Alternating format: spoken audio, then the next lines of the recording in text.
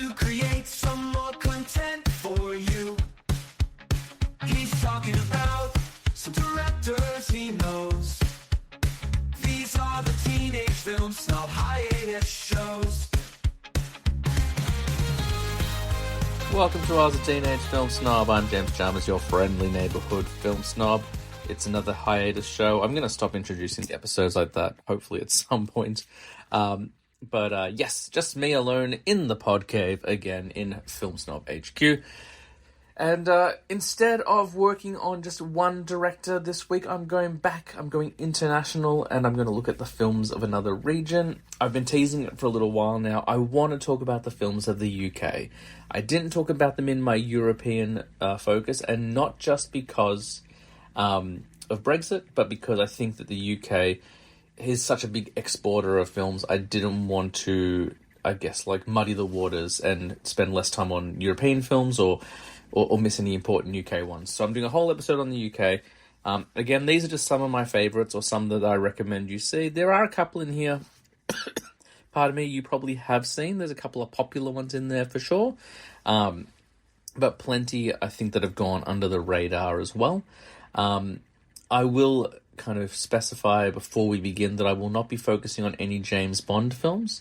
I'm just not familiar enough with that franchise. I've seen the Daniel Craig ones a bunch of times.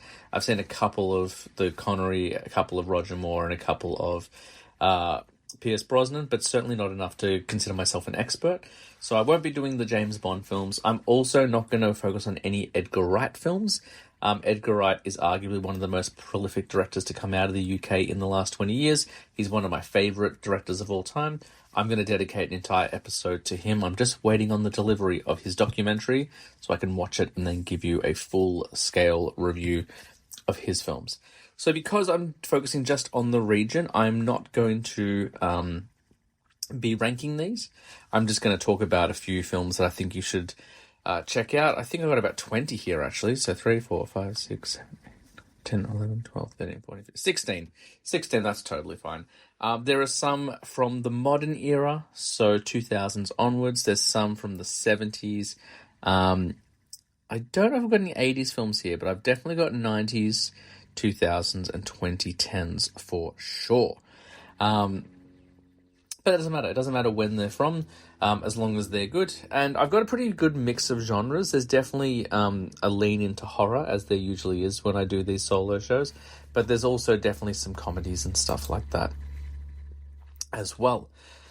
So, without further ado, we will get started. And again, there's probably going to be some massive ones that I'm missing. I haven't really focused on any of like the Hugh Grant rom-coms, so anything like Four Weddings and a Funeral and stuff like that you're not going to find that on here. That's stuff that people are familiar with. There are a couple of popular ones on here.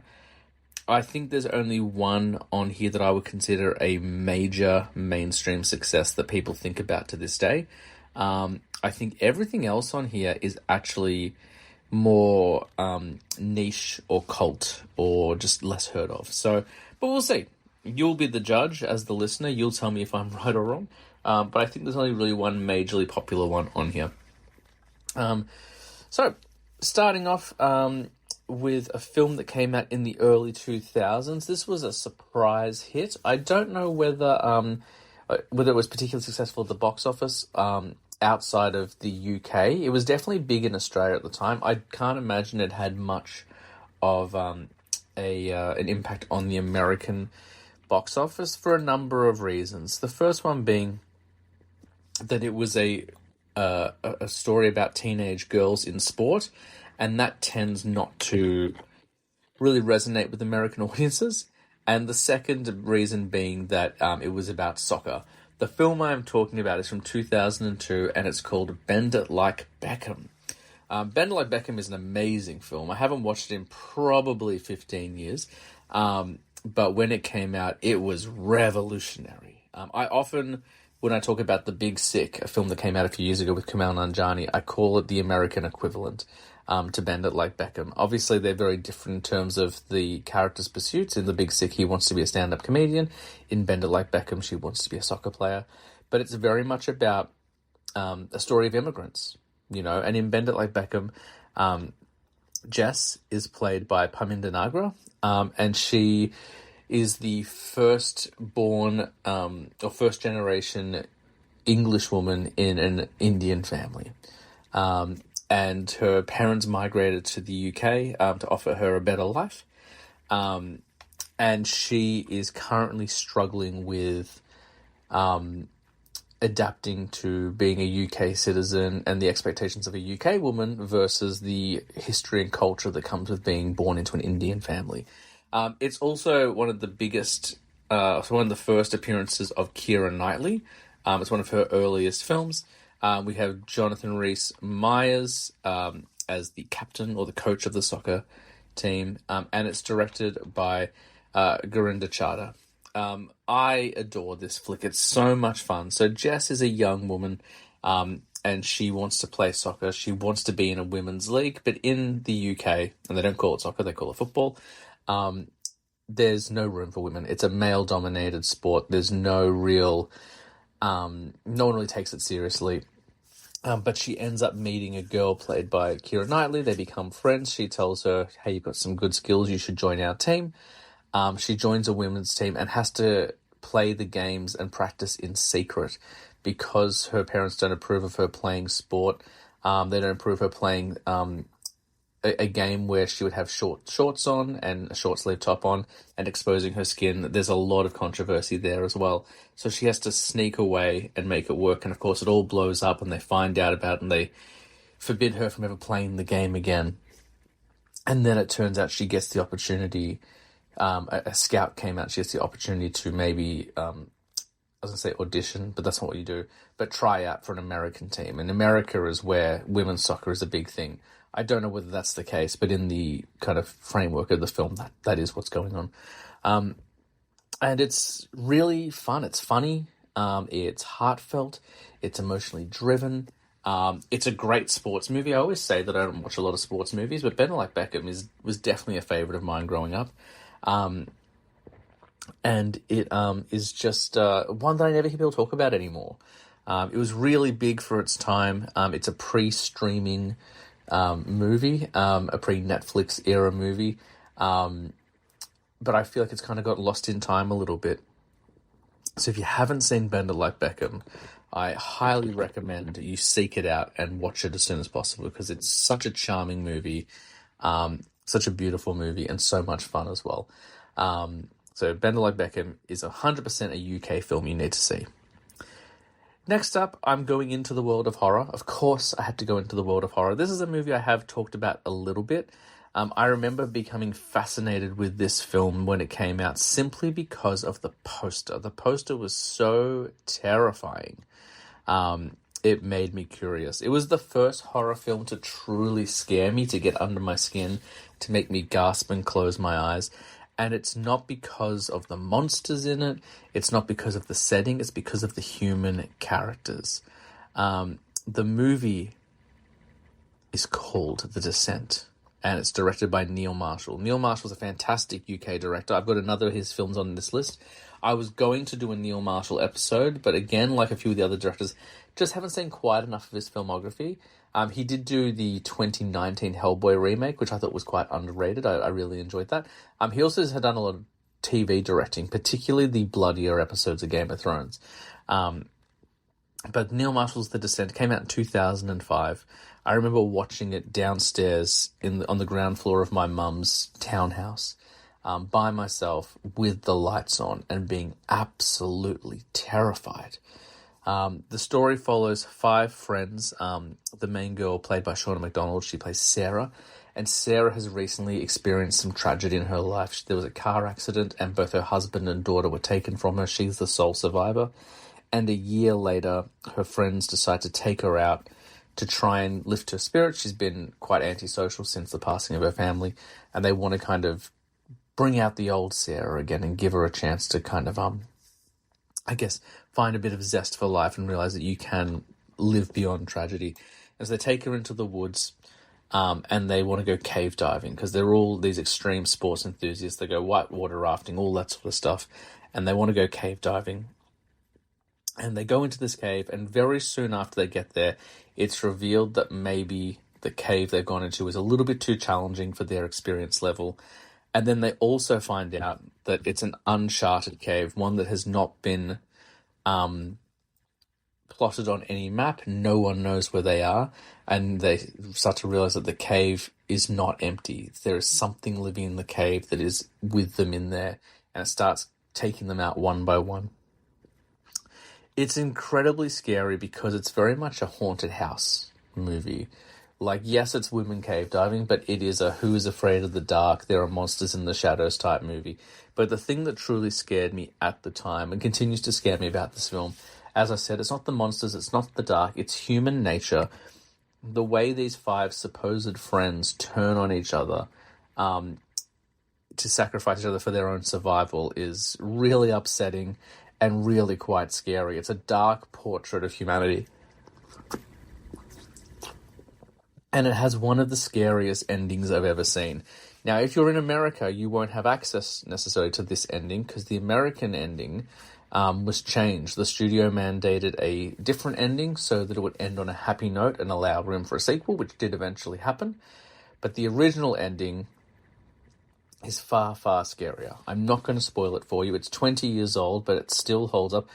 They're still celebrating this film. I just saw Neil Marshall post that there's an art book or like an anniversary kind of retrospective book coming out about The Descent, or it's just come out. It's a fantastic film. It is so... I feel like people are starting to discover it more now, but I do feel it still is underrated. And in the horror community, people may have heard of it, but I feel like outside the horror community, people aren't talking about The Descent, and it's an incredible British film. The Brits know how to do horror really well. Sticking with Neil Marshall, I'm going to move to his follow-up to The Descent. This movie came out 3 years later, and it's an insane movie. There is no way else to describe this film other than it is insane. Rona Mitra plays our lead character, who you may know from Underworld 3, Rise of the Lycans. She was also in a fantastic sitcom of the 2000s called Boston Legal. And basically, this... I don't know if I could say the name of the film. It's called Doomsday. It's called Doomsday. So what happens is this is a movie set in the future. Scotland has been isolated from the rest of the UK. There was a virus, something went wrong, and the only way to contain it was to put up steel walls all around Scotland. The rest of the UK is thriving as normal, but inside Scotland it's a no-go zone because of this outbreak. I can't remember the motivation behind it, but Rona Mitra's character needs to go into Scotland to help retrieve something, and what follows is pure insanity. The film can be divided into basically 3 different stories. The first is a Mad Max type story where the entrance into Scotland looks like a post-apocalyptic wasteland. They're all dressed up with mohawks and leather, and they torture each other and they roast people's flesh. And it's absolutely bonkers. The next step is like a Camelot-style King Arthur film where Scotland has returned to royalty, and it's this plush green like background with castles and knights. And then the third is this kind of sci-fi action film as Rona Mitra is racing to get out of Scotland in time. It is insane. It is completely insane, incredibly violent and brutal. Flesh getting torn and roasted, and it's if it weren't for 28 Days Later, this film would probably have the notoriety and respect that film has. But as 28 Days Later came out a little bit earlier, it gets the accolades. But this is right up there with it. I should point out Danny Boyle, also a UK director I won't be talking about today because he's made some wonderful UK films. But Doomsday is the insane treat that no one knows about.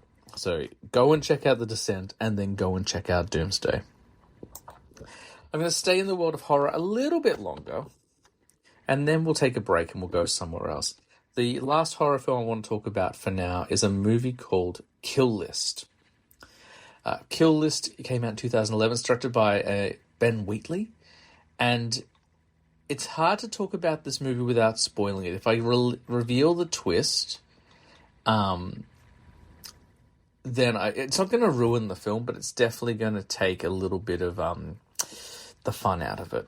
This is an incredibly dark film. The film follows two UK mob enforcers, and they're going around town trying to follow up on leads, trying to get money. It's a very quiet film, very slow, with brutal moments of violence. There's a bit where they smash a guy's hand open with a hammer, which is quite confronting.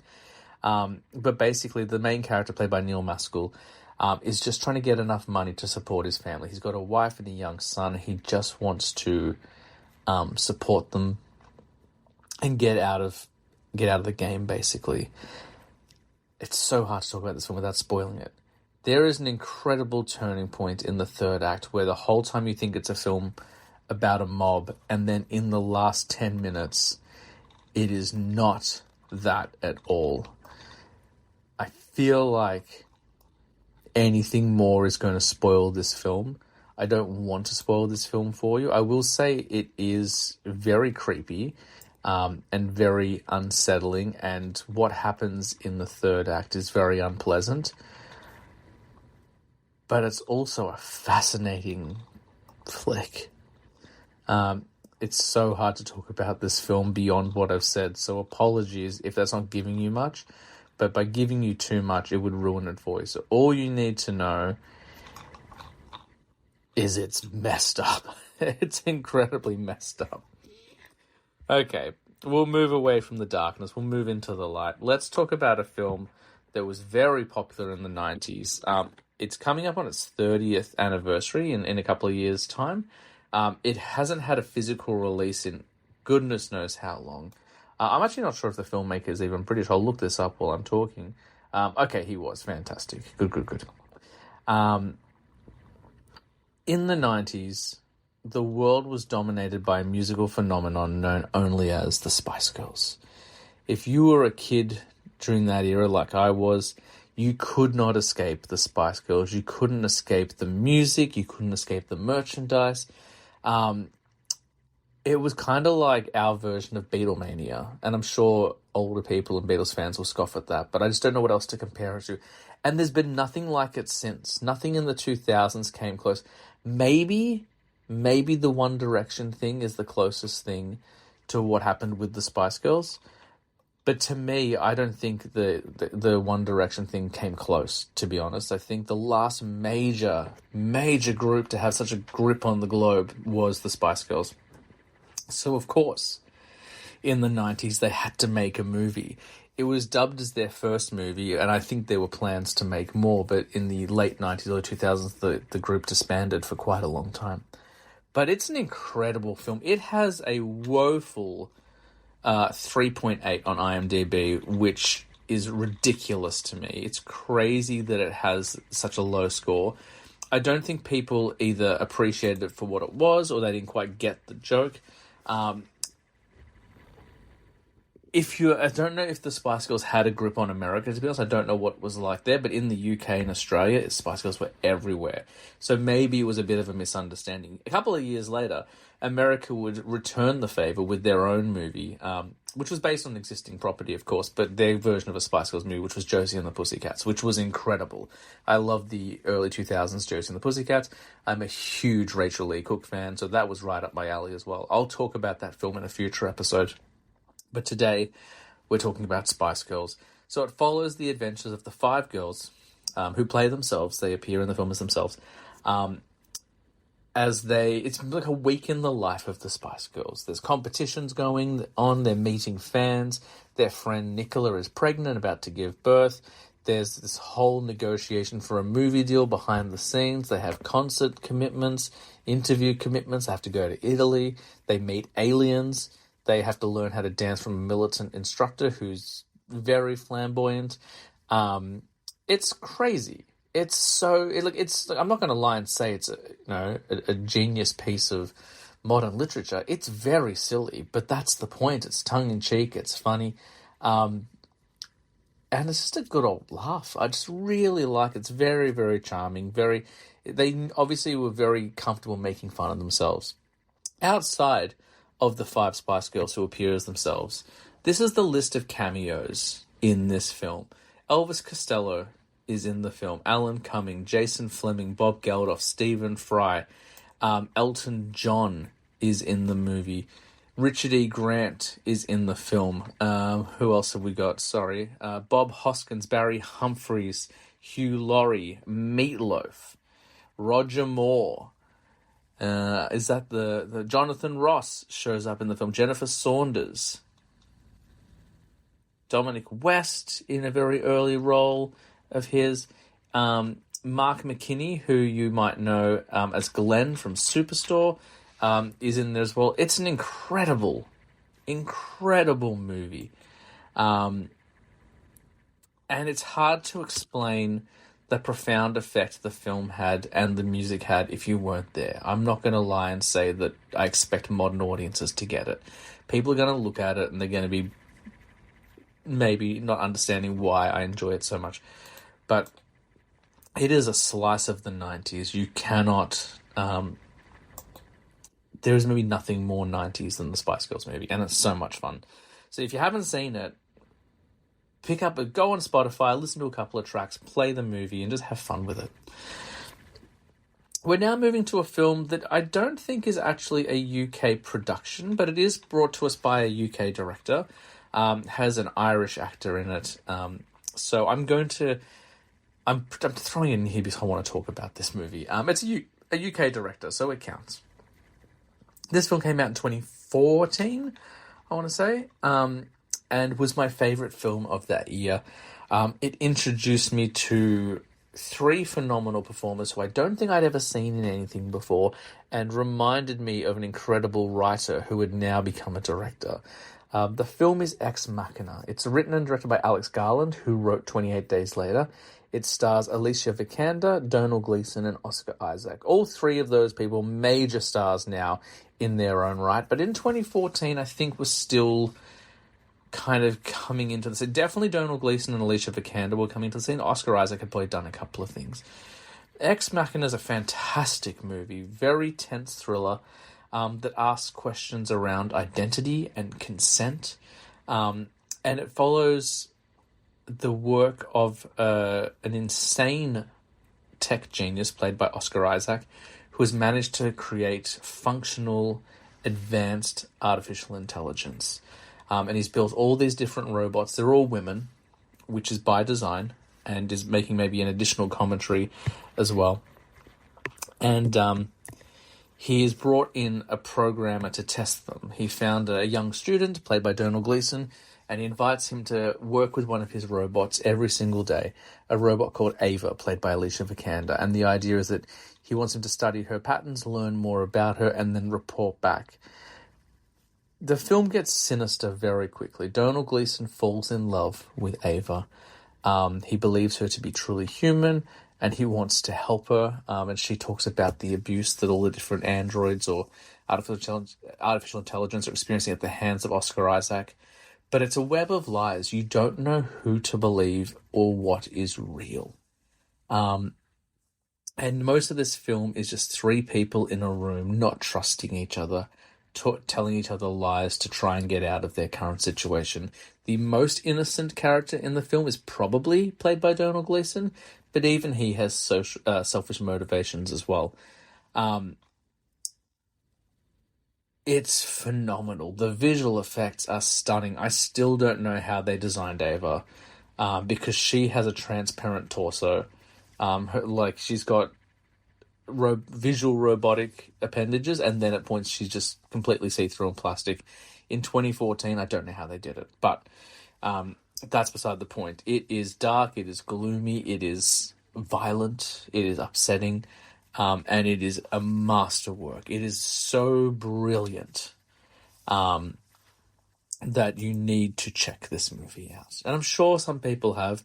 It definitely got a lot of attention back in 2014, but again, I feel like it's one that people aren't talking about as much now, which is an incredible shame. Ex Machina is brilliant. Staying in the world of science fiction, but now taking a bit more of a tongue-in-cheek approach, I'm going to a 2011 film directed by Joe Cornish, starring John Boyega, and this is before he was in Star Wars. It also has Jodie Whittaker as well. And the film is called Attack the Block. it's been a minute since I've watched this one, so I'll talk about the highlights that I remember, but I'll try not to spoil too much. But basically, it follows the story of two sets of characters. Jodie Whittaker's character, who is navigating the streets of London at night, and John Boyega and his gang of ne'er-do-wells, we'll say. And basically, they're navigating the world at night. Sorry, I'm struggling with words. Jodie Whittaker just trying to get home. The gang of ne'er-do-wells causing a bit of a ruckus. They're a bit of a criminal gang, like petty crime type stuff, getting up to mischief. And then in the middle of their evening, their town is invaded by aliens. An alien species comes down and starts attacking people around the UK, but particularly this area where they live, which is a very low socioeconomic area. And it's the poor people that seem to be suffering at the hands of these aliens the most. So they have to put their differences aside, unite and work together to stop the alien invasion and protect their area of London. It's a very cool film. I think Nick Frost is in it as well, if I remember correctly. He's on the poster, but I don't think he has as high a role as it kind of they sold it as in the poster. But it is, it's action-packed and it's a cool sci-fi and it's funny and it's just a really well-executed film. It's really interesting, and this one definitely went under the radar. I think this one didn't get a wide release for Australia. I think we only got it direct to DVD. I don't think it ever came out in theaters for us in Australia. But it's a really fun sci-fi flick, and again, having the UK, the British angle on it, an alien invasion film. Generally, alien invasion films tend to be big and bold and blockbustery and directed by Spielberg or Roland Emmerich or something like that. And instead, it's a very small, private invasion. It's a very British invasion. And there's quite a charming element to that. There's another very good alien invasion film by a UK director, but I'll talk about that on a different episode because I'm doing a whole episode on his films. Now I'm going to go to possibly, but almost definitely the darkest film on my UK list. This one's not going to be really one I can recommend to anyone, if I'm being completely honest. I talked about this film briefly with Sensory Stowers when she was on the podcast, but this one is certainly not for everyone. This is a film that came out in 2001. It's quite long, actually. It's 2 hours long, and considering the type of film it is, it probably doesn't need to be as long as it is. It is a horror film from the mind of the lead singer of Cradle of Filth, Danny Filth. The film is called Cradle of Fear, and it's basically an anthology film of different violent crimes and gore and stuff like that. The plot isn't too hard to follow. But basically, there's a dark angel played by Danny Filth, and in each episode, he shows up and witnesses violent crimes. It's not particularly narrative-driven. It's just a lot of visual gags with gore and stuff like that, to be honest. There's nothing to... there's not too much to really to talk about there. There's a lot of guts, there's a lot of blood, there's a lot of dismemberment, there's a lot of violence, and a lot of Cradle of Filth music, because that's the score, basically, is all these different Cradle of Filth songs, especially from the album Midian, which had come out around the same time. That's about all I need to say about it. If you haven't seen it, and you like extreme horror, you can probably watch it. It's not too extreme. But it is very gory and stuff like that. But I think most general audiences will probably want to give it a miss, and that's fair enough. Staying in the world of horror, I am now going to a film directed by James Watkins, who just had a film come out recently, if I remember. He's got a new one out. He did Speak No Evil last year, which I loved. Okay, so this is a James Watkins film from the late 2000s, 2008, starring Kelly Riley, and it's a very early appearance of Michael Fassbender before he kind of really blew up. It also has Thomas Turgoose, who's going to be in a film I talk about later, and Jack O'Connell, who first debuted in the show Skins alongside in a season following Nicholas Hoult, but has gone on to do many wonderful things, including Sinners this year. The film I'm talking about is called Eden Lake, and this is a film that will remind you why teenagers are so terrifying. The film opens with a young couple going on a romantic getaway. Michael Fassbender and Kelly Riley just want to spend a weekend away together and enjoy each other's company and have a bit of a romantic time. And very early on in their trip, they find their holiday interrupted by some loud, obnoxious teens at a beach. And they start making inappropriate comments and gestures towards Kelly Riley while she wears a bikini, and keep kind of getting in their face. And then it seems like no matter where they go in this town, the teenagers show up and cause more problems. An altercation happens. It becomes violent, in which Michael Fassbender's character accidentally harms their dog. And then it becomes this cat and mouse chase through town where the teenagers are trying to brutally harm the two main characters.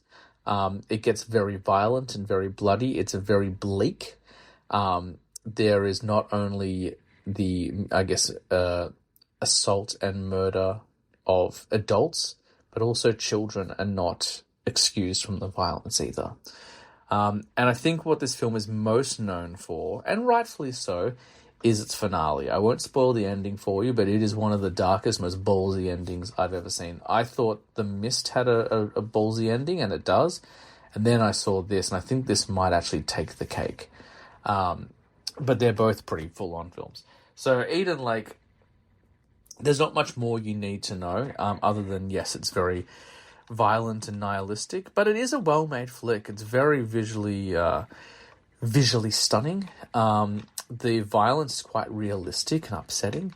The performances are excellent, and this is the film that justifies my fear of teenagers, ultimately. So there's that as well. So let's go into something a little bit lighter.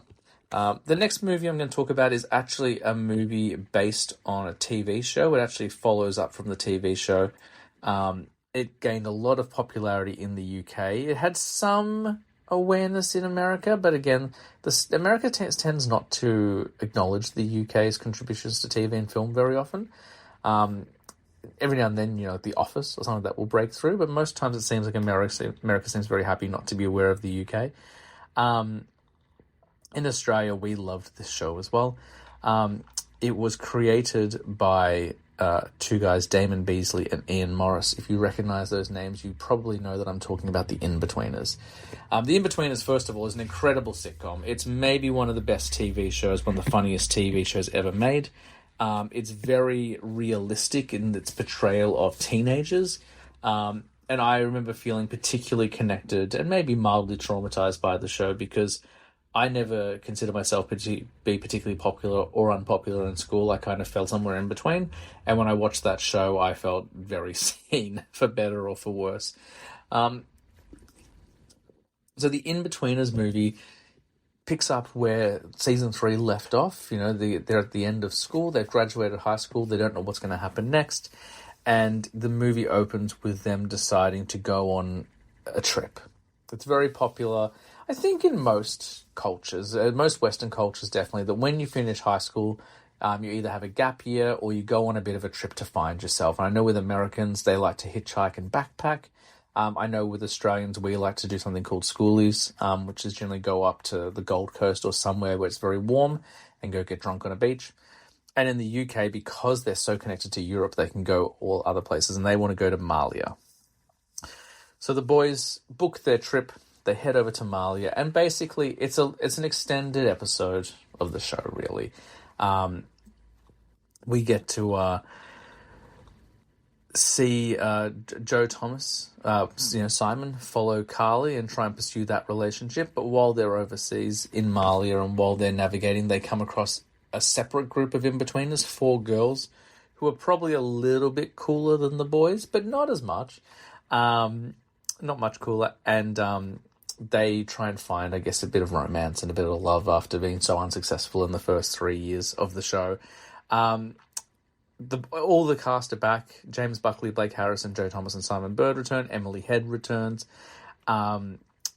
We get Greg Davies a little bit, not as much as I would like. I love Mr. Gilbert as a character. I love Greg Davies from obviously Taskmaster and stuff as well. I would have liked more of him in the movie, but I understand that it's not really his story, and a little Gilbert goes a long way in this. And then we get the 4 girls. Jessica Knappett plays Lisa, who is Neil's love interest. Jessica Knappett, I'm a huge fan of. She's so funny. She doesn't get much to do in the movie, but she's good when she's there. Tamla Kari plays Lucy, who is Simon's love interest. Lydia Rose Bewley plays Jane, who is Jay's love interest. And Laura Haddock, who would go on to be Meredith Quill in Guardians of the Galaxy, plays Allison, who is Will's love interest. We also get Theo James in a very douchebaggy role as well. It's really funny. It's a lot of gross out humor, a lot of poop humor, a lot of sex humor, a lot of cursing, a lot of naked dudes. So if that's not your bag, any of that, it might be one to miss. It's a very blue comedy, but it's really, really funny. And very sweet, which is what I liked about The Inbetweeners. As raunchy and as blue as it gets and as adult as it gets, there's a very sweet beating heart at the center of it all. And whilst I'm not going to talk about it on this list today, I would also encourage you to check out Inbetweeners 2. Inbetweeners 2 was a really great movie as well. I really enjoyed the direction that film took. Okay, so now we're going to what is arguably the most popular film on this list. And when I say popular, I don't necessarily mean that everyone loves it, but it's definitely the most well-known film of all the movies I'm talking about today. It was directed by Richard Curtis, who is a staple when it comes to rom-coms from UK, which is interesting because he's actually born in New Zealand, but he's made a lot of really popular British films. Four Weddings and a Funeral was his. The Boat That Rocked was his. I think he did maybe... I said Four Weddings and a Funeral. I think he's done a couple. I'm just trying to get his list up now and I'm having some trouble. Maybe it wasn't as many as I thought it was. There you go. He wrote a lot of them, though. Sorry, and that's where I'm getting confused. He wrote a lot of those ones. He wrote Mamma Mia. He wrote some Mr. Bean stuff. Yeah, he's written some Doctor Who. He's written the Bridget Jones movies. He has been very involved in the UK TV and film scene forever. I was actually shocked to find out he'd only directed a few films. I thought he directed a lot more, but he's written tons. To give you an introduction to the cast of this film, I'll reveal the title in a moment, but this is the cast of the movie I'm going to talk about. Bill Nye, Colin Firth, Sienna Galori, Liam Neeson, Emma Thompson, Chris Marshall, Martin Freeman, Joanna Page, Chiwetel Ejiofor, Andrew Lincoln, Keira Knightley, Hugh Grant, Martine McCutcheon, Laura Linney, Julia Davis. There's got to be more. Gemma... No, that's not who I thought it was. Thomas Brodie Sanger, Alan Rickman, Rodrigo Santoro. It feels like there's more. Billy Bob Thornton,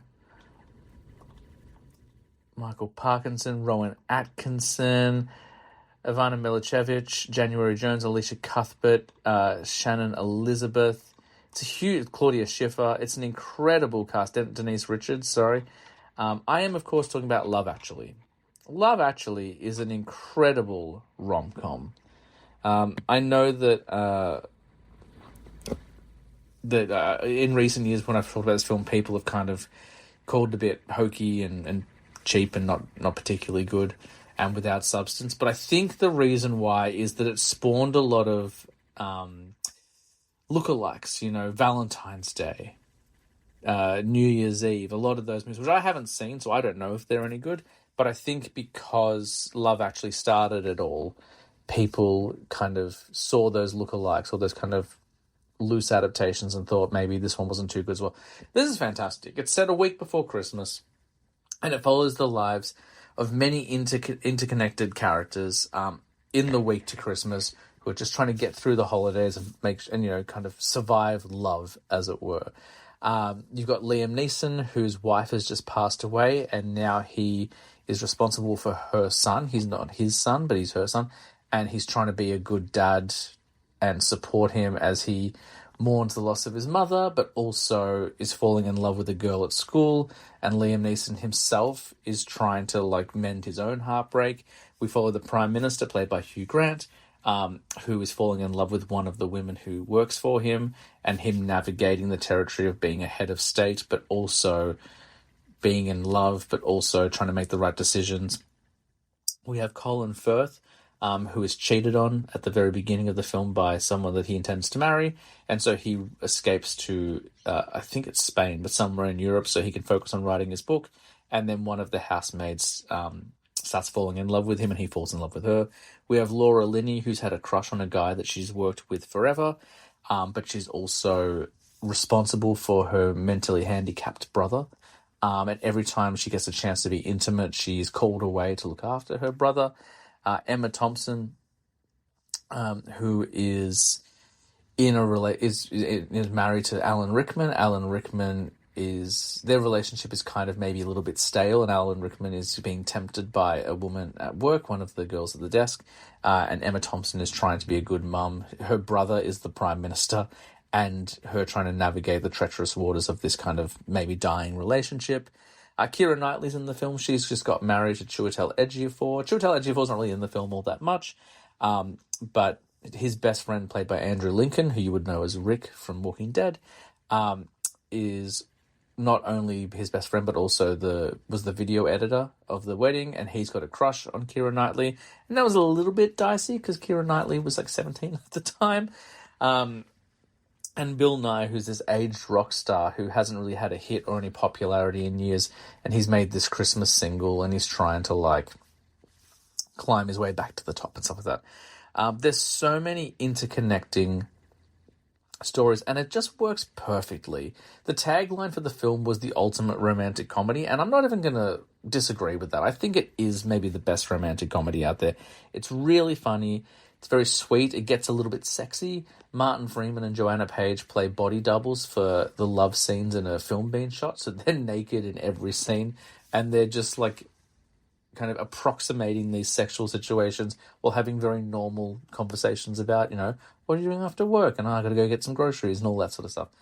It's very, very clever. It's very funny. And it's a really lovely love story, even with some of the eyebrow-raising questionable moments, like Alan Rickman being showing infidelity, like, the Prime Minister taking interest in like someone who works for him. There are a couple of, eyebrow-raising moments, but all in all, it's a very lovely film.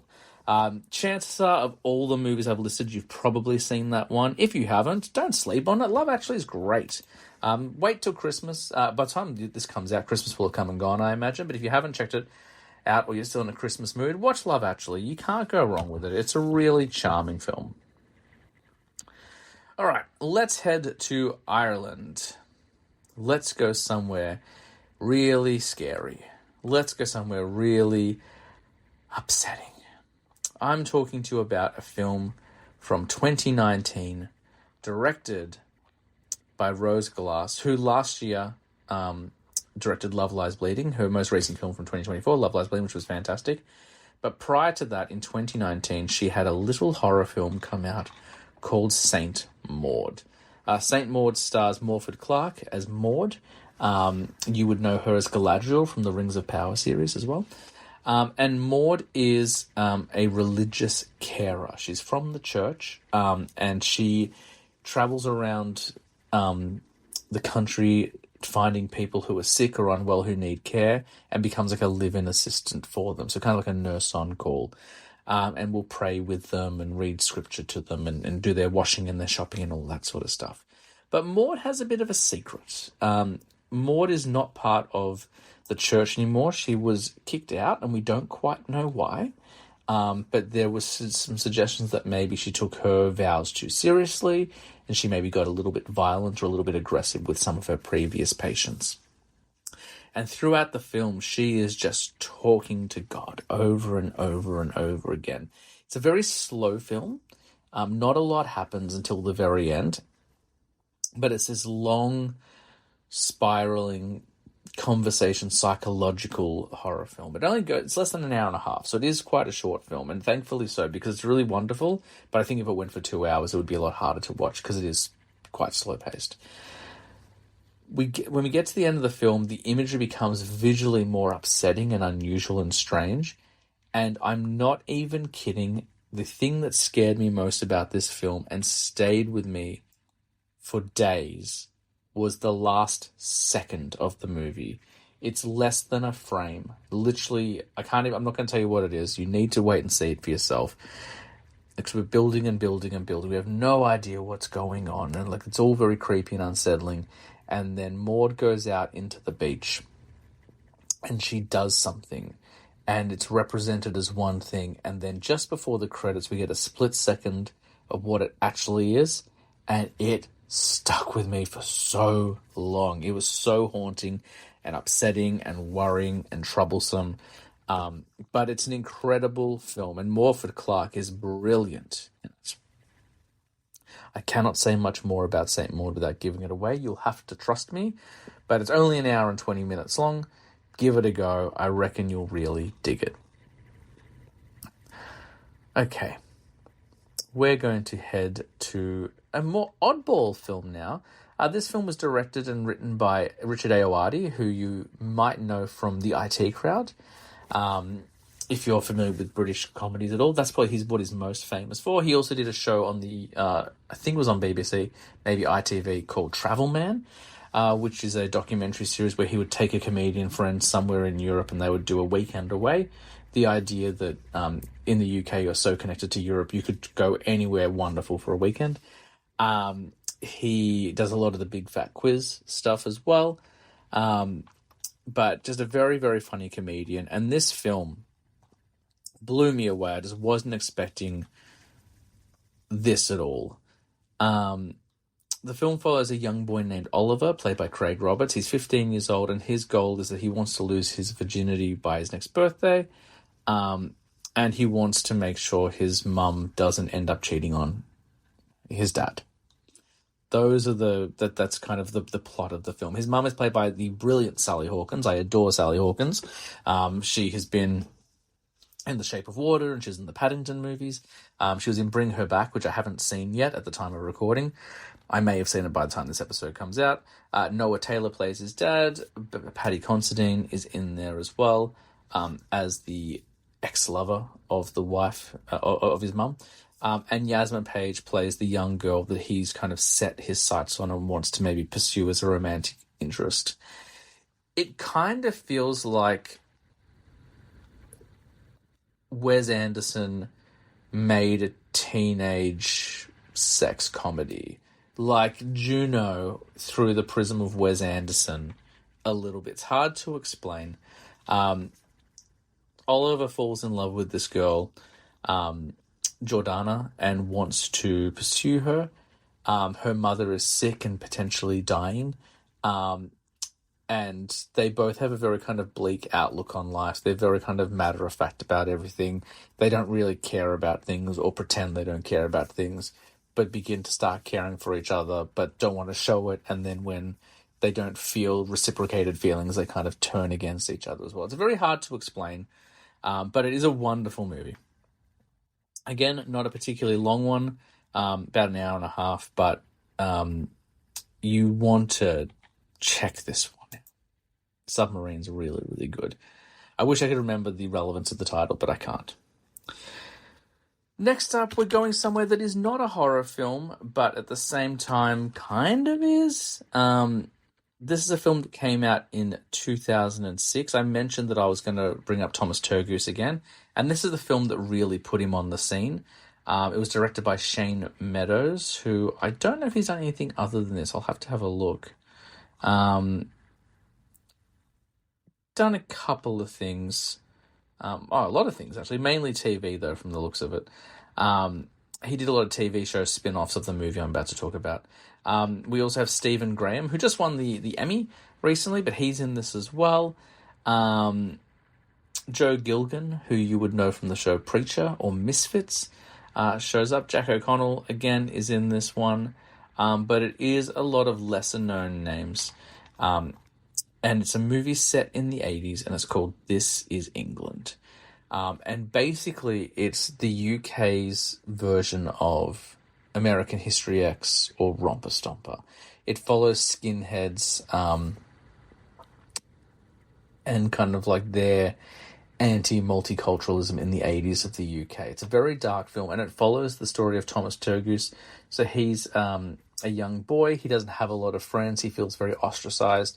and he becomes welcomed into this group by a bunch of skinheads, and they kind of start grooming him and molding him to be a racist, ultimately.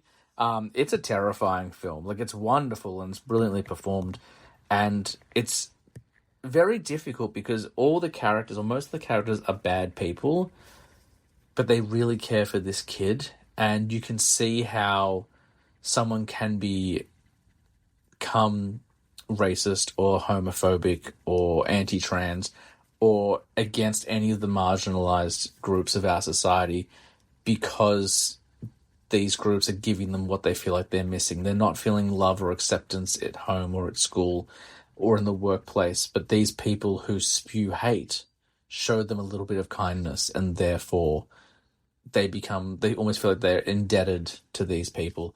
And that's what's really scary about it. Stephen Graham gives an incredible performance. He's absolutely fantastic and horrifying. It's a really interesting film. Really interesting. The last time I watched it, I think I said it might be the last time I do watch it because it is quite upsetting as well. But I do know I'm probably going to watch it again soon. This is England is a really well-made film, and not a lot of people talk about it or seem to know about it. And I think that's simply because it wasn't really giving it a wide release outside of the UK. But if you can get your hands on This Is England, you are in for an incredible viewing experience. But just hold on to your seat because it gets pretty upsetting, as I mentioned. 2 more, and then we'll wrap up for the episode. So next is one of my favorite films of the last 10 years. It's a very sweet film. Thank goodness, because we haven't had a lot of sweet films today. We still went, even though they weren't all horror, they were definitely dark. This is a film set in Scotland.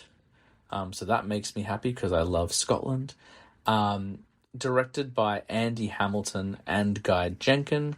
Guy Jenkin created Outnumbered, and Andy Hamilton also worked on Outnumbered, so they worked together on this one as well.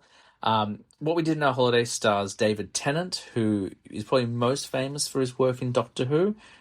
He was the 11th Doctor, I think, or the 10th Doctor, sorry. And he was also Kilgrave in Jessica Jones. He was Scrooge McDuck in the DuckTales reboot. He's been in tons of stuff. He's probably at this stage maybe the most famous and well-loved Scottish actor. He may have surpassed James McAvoy at this point. Rosamund Pike is in it as well. Billy Connolly, Ben Miller, Celia Imrie, and basically this film follows a family that is in the process of falling apart. Rosamund Pike and David Tennant are in the process of becoming divorced. They haven't spoken about in front of their children yet, but they are getting ready to finalise their divorce. But they have to go to Scotland for the weekend because it's David Tennant's father's 75th birthday, played by Billy Connolly. And they don't want to break his heart or upset him, so they're going to put on a nice show for the birthday and then finalise the divorce when they get home. During the first half an hour or 45 minutes of the film, the 3 children aged between like 5 and 10 go to the beach with their grandfather, played by Billy Connolly, and Billy Connolly dies. This is not really a spoiler. What happens next is the spoiler. I won't talk about it here, but basically he doesn't show up for his own birthday. All the guests start to arrive. The David Tennant's brother starts losing his mind. They're all very, very worried. The children were there for when he died, and they had to react and make decisions, and they didn't make the right decision, for lack of a better term. It's very funny. It's a comedy. It's so funny, and I know some of the things I'm talking about are quite dark.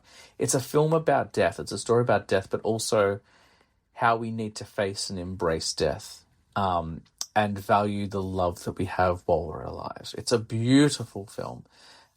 It's manic and insane, and the end always makes me cry. It's a really beautiful ending, but also, as I said, very, very funny as well. I think I said it from the last 10 years. It actually came out 2014, so more than 10 years ago. I would 100% encourage anyone to watch this. It is so sweet and so funny and full of big ideas. And I think it's working a lot harder and doing a lot more difficult things than the average film is doing. And no one seems to really know about it. So if you have not seen What We Did on Our Holiday, of all the movies I've talked about on this episode, start with this one. It's PG. It's a 12 if you're in the UK. I guess it'd be a PG in America as well. You can put this on right now and be absolutely charmed. So I'm saying What We Did on Our Holiday. And my last UK film that I want to mention, this is actually probably, maybe not the most well-known in general audiences, but probably one of the more well-known ones in the horror community for sure. I'm talking about The Wicker Man, and I'm not talking about the one with Nicolas Cage, although I do think that one is better than people give it credit for. I am talking about the 1973 Wicker Man, starring Edward Woodward and Christopher Lee, directed by Robin Hardy. And basically it follows the story of a detective, a police officer, who is flown to this strange island because a young woman is reported missing. And the entire community on this island refuse to acknowledge it. They barely want to talk to him. They gaslight him into thinking that he's crazy. They run around wearing animal masks and singing strange songs, and there's weird naked dancing going on. And The Wicker Man is basically all about a cult. The Wicker Man was a huge influence on Midsommar, if you ever saw that. It is absolutely insane, but also incredibly, incredibly brilliant. It is a horror film, but it's less about big scares and more about the absurdism and the cult nature of these people living alone. It's a beautiful movie. There's so much like kind of floral decoration and great greenery, and the island is gorgeous and the architecture is wonderful. And it's very easy to see how a family would, or a person could live there and fall in love with the place and even fall into the part of the cult. There are huge, actually, elements of it that make me think of Hot Fuzz as well. And I think Hot Fuzz was quite inspired by this film. And in fact, Ed Woodward, who plays the lead sergeant in The Wicker Man, did show up in Hot Fuzz as well. And I don't think that's by mistake. I think there's some deliberate connections there. The Wicker Man is maybe my favorite 70s film. It's a very, very good film. A lot of nudity, and the ending is very confronting, so it's not going to be for everyone for sure, but if you have not seen The Wicker Man, I would 100% encourage you to check that out as well. So that is my list of UK films. We spent about an hour there in the end. That was good. I'm going to read them all back to you one more time, and then we'll get out of here. So in the order that I read them: Bend It Like Beckham, The Descent, Doomsday, Kill List, Spice World, Ex Machina, Attack the Block, Cradle of Fear, Eden Lake, In-Betweeners, Love Actually, Saint Maud, Submarine, This Is England, What We Did on Our Holiday, and The Wicker Man. All excellent films. There's 16 movies for you to go and watch right now. You may have seen one or two, but I guarantee most of you haven't seen all of them. If you have, amazing. Tell me the ones that you think I missed, that I should have talked about. Obviously, James Bond and Edgar Wright were automatically off the table. Thanks so much for listening to my UK episode. Hopefully you dug it. Thank you so much for supporting the show. You can follow us on all the socials, Instagram, TikTok, YouTube, all those things. And I'll have some more fun stuff for you next week. But until then, as I say every week on the show, guys, I was a teenage film snob, but I'm trying to be better. I'll see you next week.